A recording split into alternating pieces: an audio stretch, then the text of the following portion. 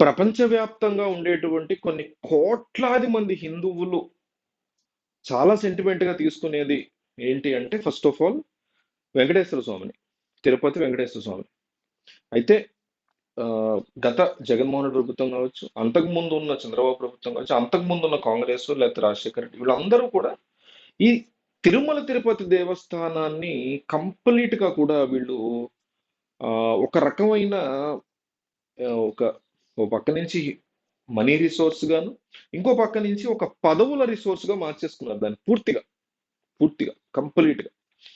అయితే ఇప్పుడు ఈ ప్రభుత్వం అయినా సరే, ఎందుకంటే ఈ ప్రభుత్వం ఎందుకంటే కొత్త ఏం కాదు, వీళ్ళు కూడా 2014 19 ఎన్నో విషయాల్లో ఎన్నో రకాల పెంటలు చేసిన ప్రభుత్వాలే.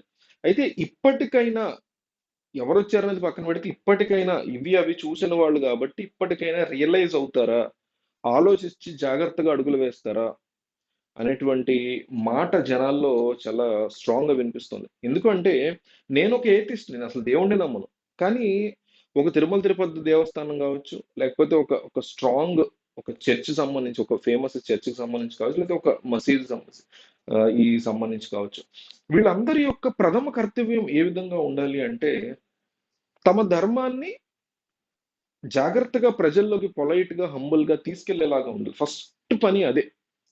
తిరుమల తిరుపతి దేవస్థానాన్ని ఎగ్జాంపుల్ గా హిందూయిజం తీసుకుంటే, తిరుమల తిరుపతి దేవస్థానంలో దర్శనాలు కానీ, సౌకర్యాలు కానీ, ఇవన్నీ కూడా జాగ్రత్తగా చూసుకుంటూ, అసలు గత 5 ఏళ్లలో ఎన్నో కంప్లైంట్లు ఉన్నాయి, గతంలో కూడా చాలా కంప్లైంట్లు ఉన్నాయి. తిరుమల తిరుపతి దేవస్థానంలో లోపల దర్శనానికి వెళ్ళే వాళ్ళకి ఏమీ దొరకట్లేదు, ఎన్నో రకాల కంప్లైంట్లు ఉన్నాయి. ముందు అవన్నీ సరి చేసుకుని దాంతో పాటు ధర్మాన్ని, ఏదైతే హిందూ ధర్మం ఉందో దాన్ని ప్రజల్లోకి చాలా జాగ్రత్తగా, ఎందుకంటే అన్ని ధర్మాలు, క్రిస్టియానిటీ అయినా, ఇస్లాం అయినా, హిందూయిజం అయినా కంప్లీట్ గా మర్చిపోతున్నటువంటి పరిస్థితి ఉంది కొత్త తరాలు.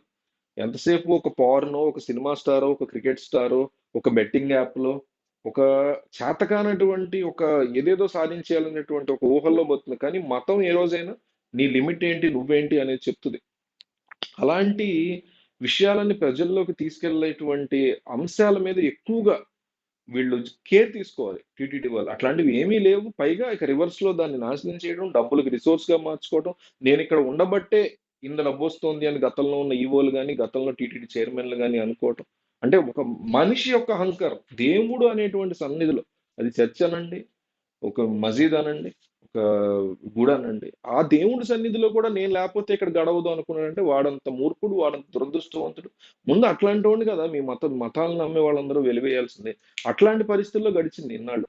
అయితే ఇప్పటికైనా సరైనటువంటి వ్యక్తిని అక్కడ పెట్టాలి అనేటువంటి డిమాండ్ వినిపిస్తూ ఉండడంతో, అక్కడ ఉండేటువంటి వ్యక్తి ఎవరైతే ఉంటారో ఆ వ్యక్తి కేవలం నేను ఇందాక చెప్పినవే కాకుండా గతంలో విజయసాయి రెడ్డి కావచ్చు, వైవి సుబ్బారెడ్డి కావచ్చు, వీళ్ళందరూ కూడా అక్కడ అనేక రకాలైన అంశాలలో తప్పులు చేశారు. ఇష్టం వచ్చినట్టు పదవులు పందేరం చేశారు. టీటీడీలో గత ప్రభుత్వం డెఫినెట్లీ క్వశ్చన్ చేయాలి. గత ప్రభుత్వంలో టీటీడీలో ఇష్టం వచ్చినట్టు పదవులు పందారు. ఒక చిన్న కార్పొరేషన్ క్రియేట్ చేయడం, దానికి సంబంధించి ఒక 10 మంది మెంబర్లను తోసేయడం. ఒక్కొక్క మెంబరు 5 సిఫార్సు లెటర్లు ఇచ్చుకుంటూ పట్టుకొస్తే ఇక మామూలు ప్రజానీకం ఎక్కడ సేవ చేసుకుంటారు దేవుడికి, దర్శనం ఎక్కడ చేసుకుంటారు? ఇట్లాంటి రకరకాల కంప్లైంట్స్ ఉన్నాయి. ఇవన్నీ కాదని ఒక చాగంటి కోటేశ్వరరావు లాంటి వాళ్ళను, లేకపోతే ఇంకొక ఆయన ఉంటాడు ఇట్లా ప్రవచనాలు చెప్తా, అట్లాంటి వాళ్ళను, అంటే నేను అనేది మా అందరికీ ఫేమస్ అయి తెలిసిన వాళ్ళ పేర్లు కాబట్టి చెప్పా. ఇట్లాగా ప్రజలలోకి రాకుండా ఆ విష్ణుమూర్తినో, లేకపోతే ఆ దేవుడు ఎవరు అక్కడ తిరుపతిలో వెంకటేశ్వర స్వామినో, విపరీతమైన ఆత్మాభిమానాన్ని పొందేటువంటి భక్తులు ఉంటారు. ప్రతి మతంలో కూడా మీకు జీసస్ పట్ల అమితమైన ప్రేమని చూపించగలిగేటువంటి ఎన్నో సంవత్సరాలుగా ఉన్న చర్చి ఫాదర్లు ఉంటారు, ప్రీస్టులు ఉంటారు. అట్లాగే మౌలానాలు కొంతమంది, అల్లా అల్లా అనే వ్యక్తికి రూపమే లేదు, అల్లా అనే దేవుడికి, ఆయన పట్ల కూడా అమితమైన ప్రేమను చూపిస్తూ పాటలు పాడేటువంటి మౌలానాలు ఉంటారు. అట్లాగే ఎంతో ఒక ఒక మినీ అన్నమయ్యలు ఎంతో మంది ఉంటారు. అట్లాంటి వాళ్ళని తీసుకురావాలి అనే ఆలోచన, ఒక ప్రపోజల్ వస్తుంది ప్రభుత్వానికి అని వినిపిస్తుంది. అయితే అట్లా వచ్చిన వ్యక్తులు కాస్తంత మెతక స్వభావంతో ఉంటారు కాబట్టి అలాంటి వాళ్ళని తీసుకురావాలా, లేకపోతే రఘురామకృష్ణరాజుని తీసుకురావాలా? ఈ రెండు పేర్ల మధ్య, అంటే ఆల్రెడీ ఒక పేరు అనుకున్నట్టు తెలుస్తుంది, ఆ పేరుతో పాటు వీళ్ళిద్దరి మధ్య డిస్కషన్, ఇద్దరి పేర్ల మధ్య డిస్కషన్ నడుస్తున్నట్టుగా తెలుస్తుంది.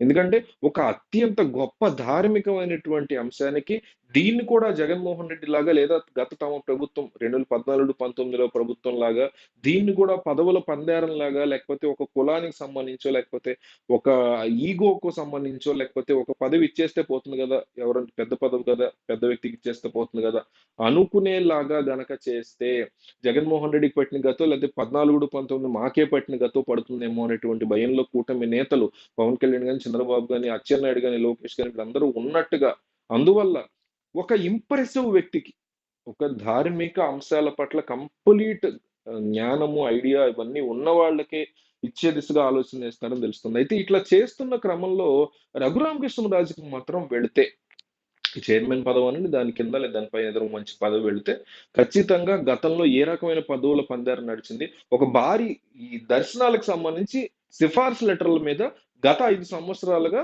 రోజుకి ఒక 1000-2000 మందిని లంచం తీసుకుని పంపించారు అనేటువంటి భారీ స్కామ్ మీద ఆరోపణలు ఉన్నాయి. అవన్నీ కూడా బయటికి లాగగలుగుతాడు రఘురామకృష్ణరాజు అయితే. ఎందుకంటే మీకు అంటే రఘురామకృష్ణరాజు ఇప్పుడు ఎక్కితే ఆయన ఏం చేయరు కదా, రేపు ఆయన చేయొచ్చు, రేపు పొద్దున వేరే ప్రభుత్వం వస్తే వాళ్ళు లాగొచ్చు. ఎగ్జాంపుల్ గా చెప్తున్నా. సో ఇప్పుడు ఒక రాజకీయ నాయకుడు ఉన్నాడు అనుకోండి, విజయసాయి రెడ్డి గాని, ఇటే అచ్చెన్నాయుడు తీసుకుని వీళ్ళిద్దరు ఉన్నారు. వీళ్ళిద్దరూ ప్రభుత్వంలో ఉన్నప్పుడు, అంటే జగన్ ప్రభుత్వంలో ఈయన, చంద్రబాబు ప్రభుత్వంలో ఈయన ఉన్నప్పుడు ఒక స్కామ్ చేశారు అనుకోండి, ఏదో కరప్షన్ కొత్త ఉంది, స్కామ్లు చేయడానికి పడతారు రాజకీయ నాయకులు. సో చేశారు అనుకోండి, జనం దాన్ని చాలా సీరియస్ గా కన్సిడర్ చేస్తారు, ఓడిస్తారు, ఇంకోటి ఆ కథ వేరే ఉంటది. కానీ దేవుడి దగ్గర ఇట్లాంటి బ్రైబులు, కరప్షన్లు, లేకపోతే అన్య మతస్థుల్ని ఇన్వాల్వ్ చేసేటువంటి ప్రయత్నాలు చేసినట్టు గనక ప్రూవ్ అయ్యిందా, జనం వాళ్ళని చేదరించుకునేటువంటిది మామూలుగా ఉండదు. అందువల్ల వైసీపీలో కొంతమంది, ముఖ్యంగా విజయసాయిరెడ్డికి సంబంధించిన వాళ్ళు కంగారు పడుతున్నారు అంటూ తెలుగుదేశం పార్టీ మీడియాలో గట్టిగా వార్తలు అయితే వస్తున్నాయి. సో మీరు ఎవరిని తీసుకుంటే బెటర్ అనుకుంటున్నారు? రఘురామకృష్ణరాజుకి టీటీడీ చైర్మన్ అవకాశం ఇస్తే బాగుంటుందా, లేకపోతే ఎవరన్నా ఇందాక చెప్పినట్టు చాగంటి కోటేశ్వరరావు టైప్ లో ఎవరన్నా ఈ దేవుడి పట్ల, ఆధ్యాత్మిక భావాల పట్ల ప్రజల్ని ఇంకా దేవుడి వైపు, ఈ అన్ని మతస్థులు ఎవరైతే ఈ హిందూయిజం ని కబళిస్తున్నారని భయపడతారో హిందూస్, ఆ వాళ్ళ వైపు, వాళ్ళ చెరలోంచి ఇంకా హిందూయిజం వైపు, ఈ యంగ్ జనరేషన్ కి హిందూయిజం బాగా అలవాటు చేసేటువంటి వ్యక్తికి ఇస్తే బాగుంటుందా? అసలు ఒక ఒక మీరు గనక ఒకవేళ హిందువు అయినా వేరే మతం అయినా మీకు ఎవరికి ఇస్తే బాగుంటుంది, దానికి రీజన్ ఏంటో మీ అభిప్రాయాన్ని కామెంట్ చేయండి.